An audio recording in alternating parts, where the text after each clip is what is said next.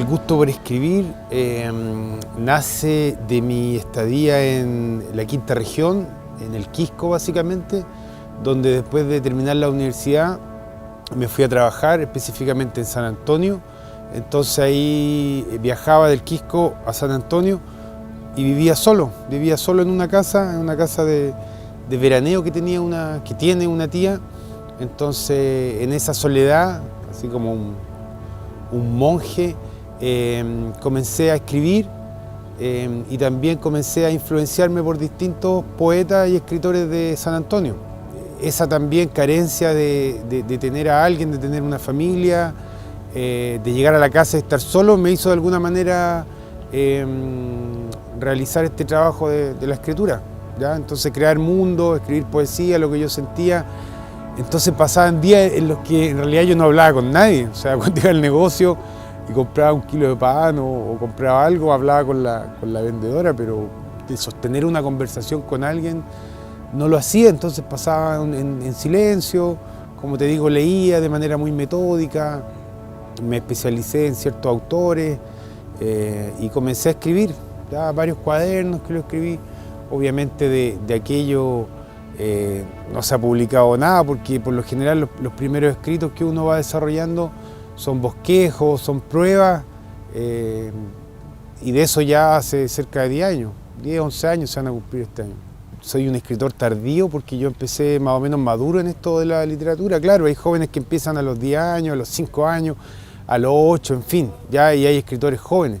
Entonces la verdad es que no fue mi caso. Si bien mi infancia, mi adolescencia influencia en mi escritura, pero básicamente por las cosas que me pasaron, por las cosas que yo recuerdo.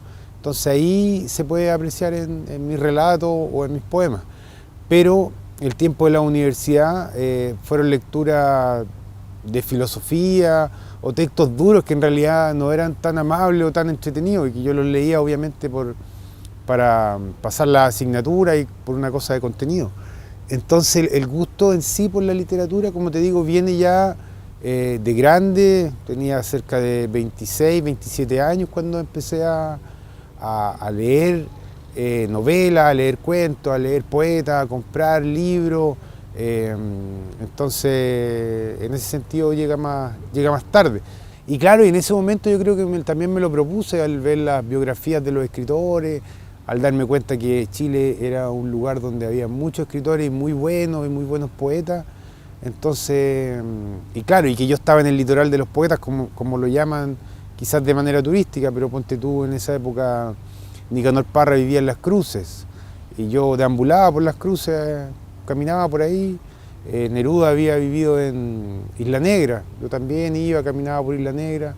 Huidobro en Cartagena, yo también deambulaba por Cartagena, más todos los poetas de San Antonio con los que compartía y sobre todo esas dos figuras que te comenté. Entonces eso también de alguna manera ayuda el contexto, el territorio también ayuda, y la soledad. Seguramente si no hubiese estado solo tal vez hubiese hecho otra cosa o no hubiese escrito.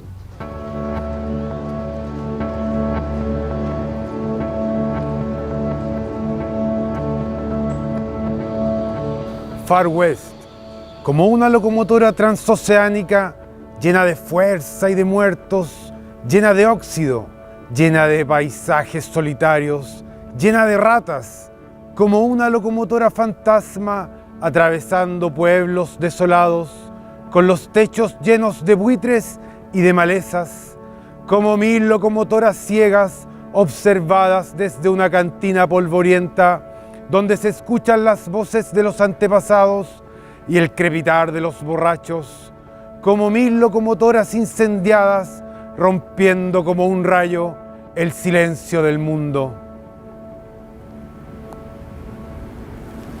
Yo, ponte tú, cuando empecé mis lecturas, leía mucho lo que son los llamados escritores malditos, que están muy ligados a la bohemia, a la soledad, a las drogas, ponte tú.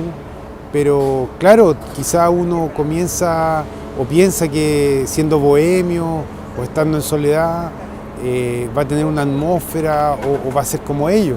Pero en realidad no, en realidad, o por lo menos en mi caso, tiene que ver con una cosa metódica, con una cosa de un trabajo, con una cosa de leer autores y de experimentar y de escribir, entonces todo un proceso, más que me ilumine por estar solo o por estar ebrio o por estar en un estado de bohemia o de soledad. Ya, entonces también hay estereotipos y hay ciertos clichés dentro de lo que es la literatura.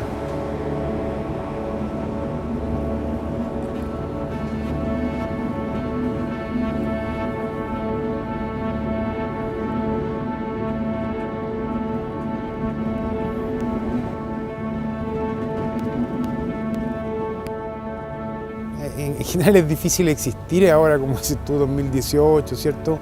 Y escribir poesía, claro, también es difícil, pero si uno lo hace con gusto y lo hace por gusto también, no se hace tan complicado. Claro, si tú lo llevas a una cosa mercantil y a una cosa economicista y que tú vas a parar la olla o vas a parar la mesa, ponte tú escribiendo poesía, no, eso es una utopía en realidad, ¿ya? Tal vez, claro, antes se podía ganar dinero, no sé, en los años 30, 40, 50, ponte tú, o tal vez solo algunos lo hacen, pero mis motivaciones no tienen que ver por ese lado de la economía o del ganar dinero, ¿ya? Yo escribo poesía porque me gusta, porque me entretiene, porque quiero comunicar, sobre todo porque quiero comunicar y obviamente también quiero causar y provocar emociones en quien lee mis textos, ¿ya? El que una persona sonría, el que una persona recuerde cómo era su ciudad antes o su infancia, el que una persona se conmueva, ponte tú, ¿ya?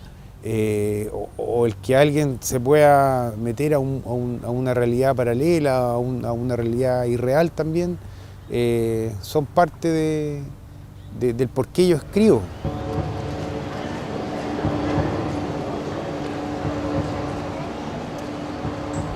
Talca on the Road, con calles azules, aromos y pobreza, con tierra, plazas y escuelas. Talca cínico, con héroes de mentira, con lluvia y circo, con arquitecturas rotas, sangre y sudor, con sombras de ríos, con travestis, putas y borrachos.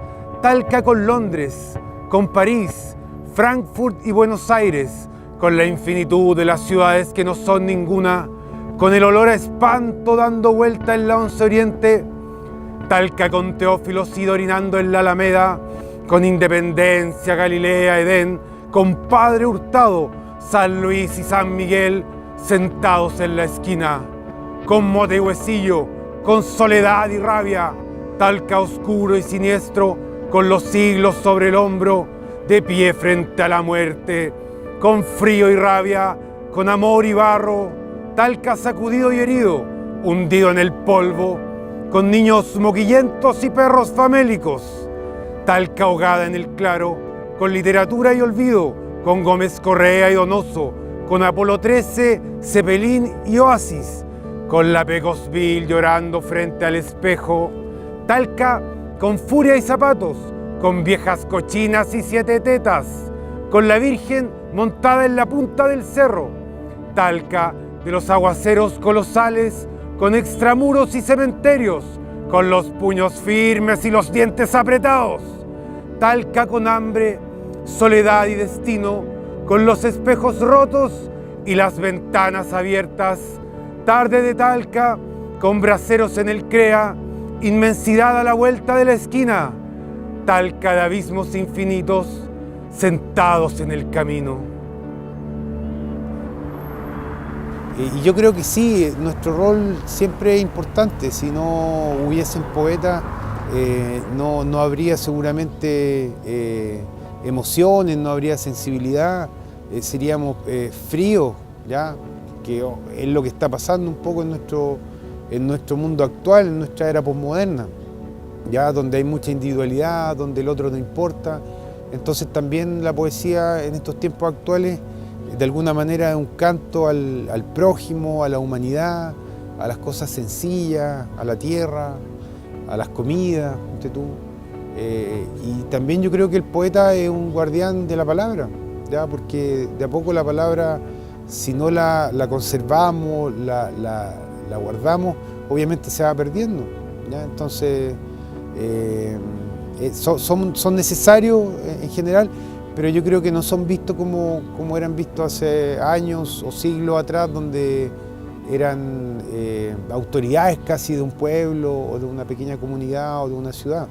Entonces, no sé, yo te digo, a principios del siglo XX, Jorge González Bastía fue alcalde de su pueblo, de Nitivilo, ¿ya? Entonces, Pablo Neruda también fue precandidato a la presidencia de la República, ¿ya? Entonces había también un fervor y una creencia en esa figura del poeta. Obviamente algo que se ha perdido, como se han perdido muchas cosas en esta era actual, pero sí yo creo que son necesarios, que la poesía es necesaria siempre, y como bien dices tú, un bálsamo también para el alma y básicamente nos entrega humanidad.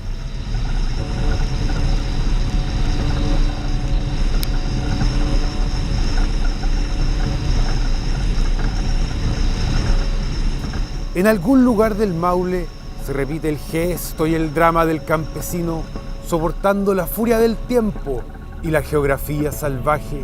Se repite el beso de la madre a sus hijos en las mañanas llenas de neblina y de escarcha. En algún lugar del Maule se comparte un plato de comida en las mesas humildes de los campos lluviosos, de las costas heladas y de las ciudades ruidosas y frías hasta los huesos. En un invierno gélido, lleno de neblina y escarcha. En algún lugar del Maule se ven los braseros iluminando la noche, se sienten los animales bramar, mientras frotamos nuestras manos para tratar de evitar el frío de estos inviernos cada vez más salvajes y más violentos, llenos de neblina y escarcha. En algún lugar del Maule nacen perdices, loicas y jotes, nacen hombres y mujeres, nace el amor y nace la muerte, nacen los ríos, nace el pan y la vida, nace la primavera y nace el frío lleno de neblina y escarcha. En algún lugar del Maule la tierra se siente mustia y los rostros de los hombres y mujeres que habitan esta tierra se traslucen sobre una ventana húmeda y fría, llena de neblina y escarcha. Mira, se trata básicamente de mis recuerdos de infancia, de mi crianza en el campo, en zonas rurales como esta, por ejemplo, como Talcura. Mi padre era profesor rural, entonces yo viví en varios sectores cuando fui pequeño, y nace de esos recuerdos de infancia, de la contemplación de la naturaleza, del sorprenderme, por ejemplo, con la fuerza, con el salvajismo de los inviernos, con el paisaje agreste. Todo ese tipo de cosas me marcaron y también aparecen reflejadas en esos poemas. Yo construyo mi poética a partir de mi experiencia de vida, de mis influencias también y de las cosas obviamente que siento. Entonces, esa cosa rural que aparece, esa cosa campesina, tiene relación con esa experiencia de vida, con esa infancia y con esa inocencia también y esa sorpresa de la magnitud del paisaje. Y claro, ahí también se ven ciertos toques líricos que tienen que ver con ese recuerdo de la aldea, del lugar, del pueblo y esa nostalgia.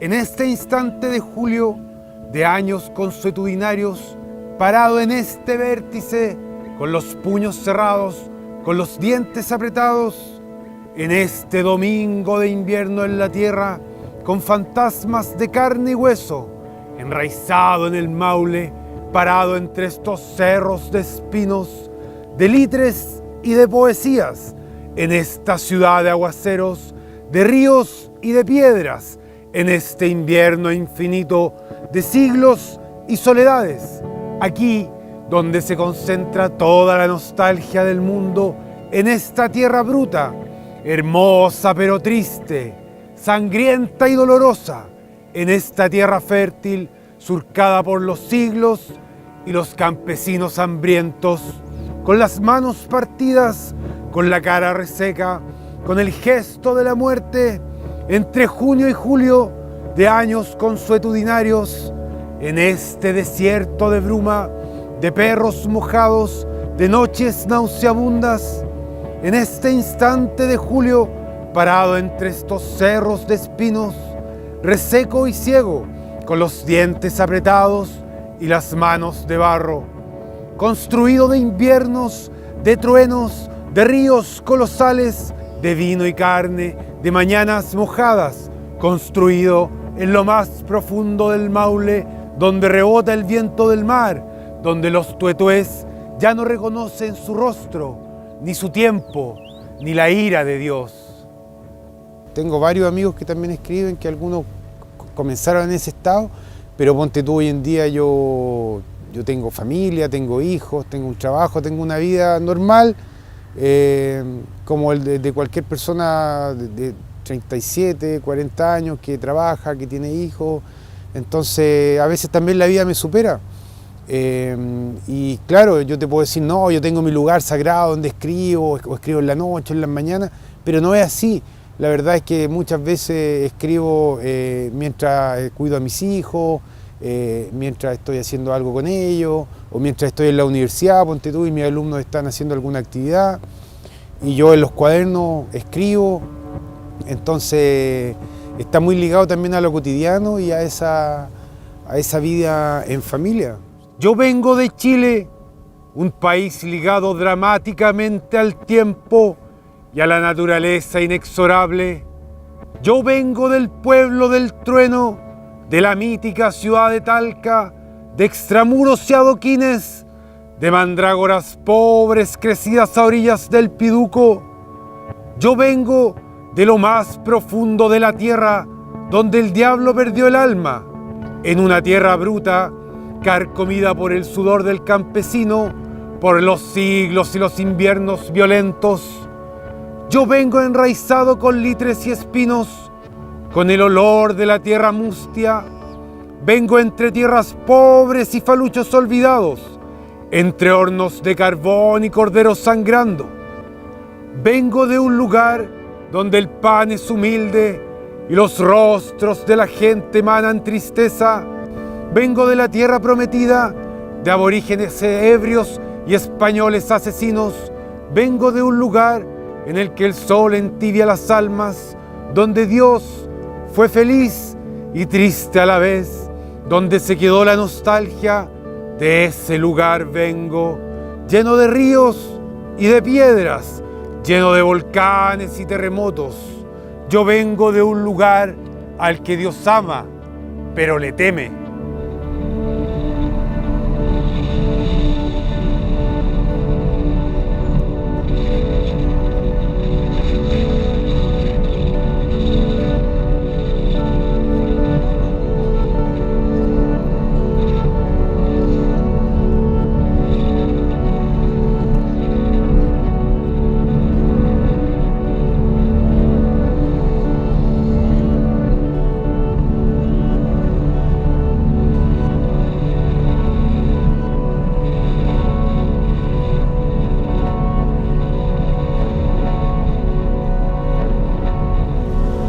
Bueno, en primer lugar es parte de la historia de nuestra ciudad, entonces también es parte de mi historia. Yo viví acá, parte de mi infancia la pasé acá. Mi abuelo tenía una ferretería acá, unos metros más allá, y era el único local en su momento que no era un prostíbulo o un bar o un lugar, ¿cierto? Un cabaret como los que habían acá. Entonces también siempre venía a visitarlo y también observaba y veía y fui creciendo junto a esto. Entonces, como bien comentaba, yo también escribo de las cosas que me ocurren o que me ocurrieron, de mi pasado, de mi influencia. Entonces, obviamente acá esto también a uno lo marca y también a partir de eso he construido cierta poética relacionada con eso, lugares por los que yo transitaba.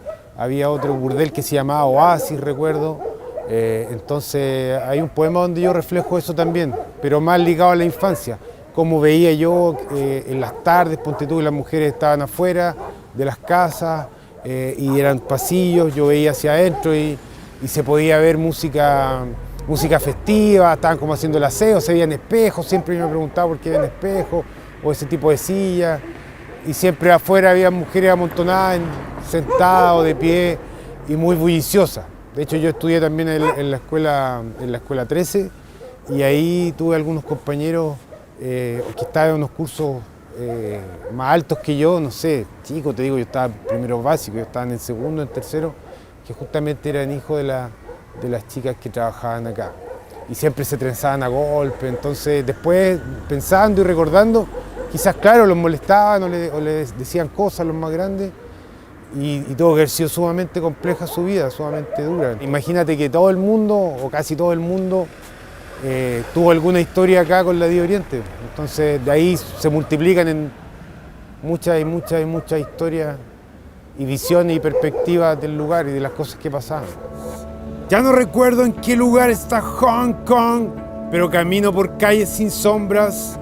Ahora recuerdo el sonido de las escaleras del Hotel París, en la calle 2 Sur con 10 Oriente, y el brillo grisáceo de los techos de zinc en una noche cualquiera, asomado por la ventana del Hotel París, sin pensar ni recordar. Ven a la cama, que esta es la noche más fría, dijo ella, mientras quemaba sus manos. Aún sigo sin recordar su rostro. La ciudad palpitaba en un ardor furioso, mientras en otro tiempo caminaba frente a las ruinas del Hotel París, sin recordar mi rostro.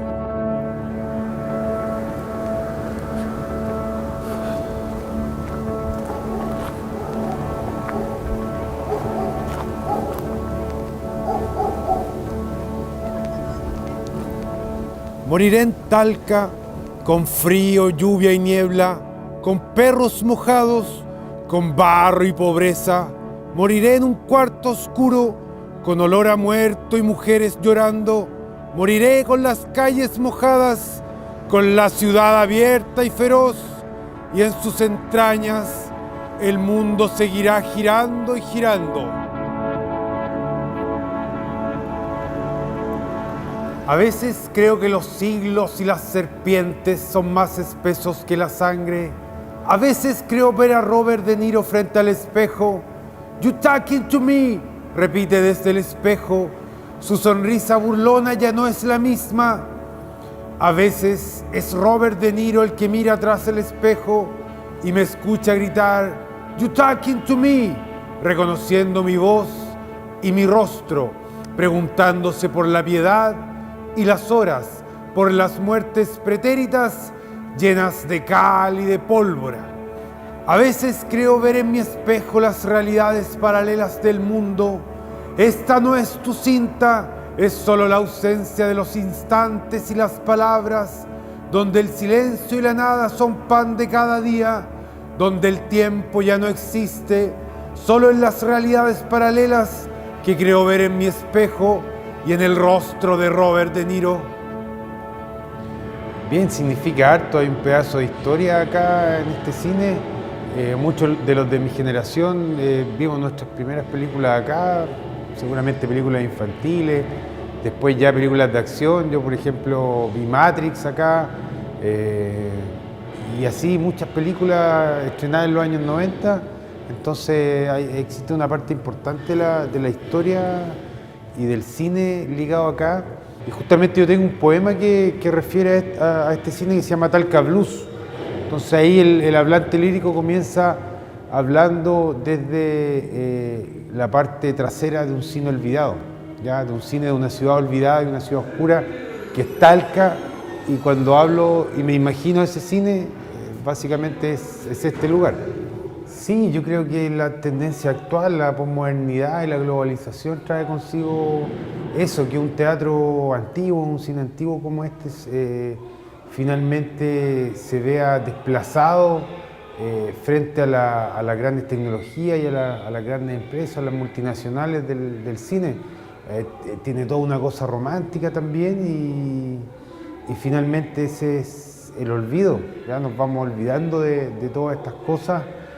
Nuestras vidas son básicamente rápidas y no nos detenemos a observar estos lugares y a pensarlos, ¿ya? Y a repensarlos de cómo en el siglo XXI y en una sociedad posmoderna pueden sobrevivir o básicamente pueden olvidarse, ya como lo que está ocurriendo con ciertos lugares y como lo que está ocurriendo también con este cine.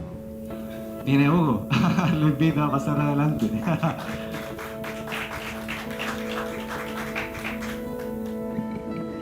Hola a todos, sí, por ahí, muchas gracias por la invitación. Está excelente esta velada. Bien, les voy a empezar a leer unos poemas de mi primer libro, que se llama Extramuros, que salió en el 2015, un poco más oscuro que el que viene. Este se llama El boxeador.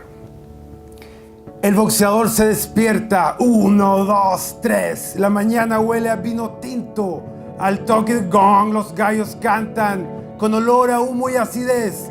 Johnny Boy ataca en su caballo negro, bang, bang, ataca en su caballo negro, dispara sus puños de plata, bang, bang, rebota el gong en la garganta del gallo. Jesús era un marica, decía el boxeador, 1, 2, 3, knockout. Un derechazo en la quijada, el bebop salta, se estremece, el ring está lleno de sangre, el humo se estremece, los cánticos de las mujeres haciendo estremecer el tic-tac de las horas. Klaus Kinski era un hombre bueno, gritaba el boxeador, y se estremecía con el ring, y el gong, y el tic-tac.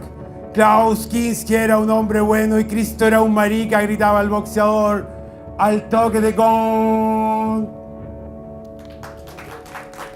Gracias. Nunca bebas antes del mediodía, pues la noche es el infierno. Nunca observes llorar a un pintor, porque sus lágrimas serán sus colores. Nunca desees el mal, porque te caerá encima. Nunca mires a la cámara, que tu peinado siempre luzca bien. No olvides que beber antes del mediodía no es aconsejable. Recuerda evitar los excesos. No te fíes de las drogas ni de las chicas bonitas. Nunca ofendas a tu prójimo y por sobre todo, nunca olvides a tu madre ni a tus peores películas. No olvides que antes de la muerte estás tú y que en la pantalla eres eterno. Recuerda mantener tu identidad frente a los miles de personajes que quieren ocupar tu cuerpo y tu mente. No te metas en líos con la policía. Fíjate bien al cruzar la calle. No andes descalzo. Siempre debes cuidar tu rostro. No dejes que toquen tu rostro, ni bebas antes del mediodía. Nunca pagues por sexo 2 veces la misma noche. Recuerda que Marlon Brando, Marcello Mastroianni y Robert De Niro están siempre contigo. Recuerda el que eres, piensa en el que serás. Trata de evitar los espejos y las mujeres fáciles. No comas tanta carne, realiza ejercicio, por favor. No bebas antes del mediodía. Revisa tus bolsillos antes de entrar a escena. Quítate el maquillaje con aceite de almendras. No olvides que errar también es humano y que a todos nos cuesta llegar a fin de mes. No odies a tus semejantes, siempre cepilla tus dientes. Trata de hacer el bien, cuida tu hígado. No mientas tan a menudo, disfruta de los atardeceres. No te desesperes, solo estás vivo. No te acerques a las azoteas ni a los acantilados. La idea te puede seducir. Debes comer 4 veces al día. No pienses tanto en la muerte. Recuerda que estás vivo. No importa si el empleado de la funeraria maquillará bien o mal tu rostro.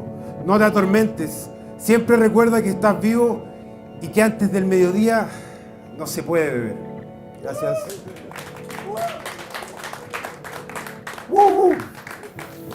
¿Qué quiero lograr?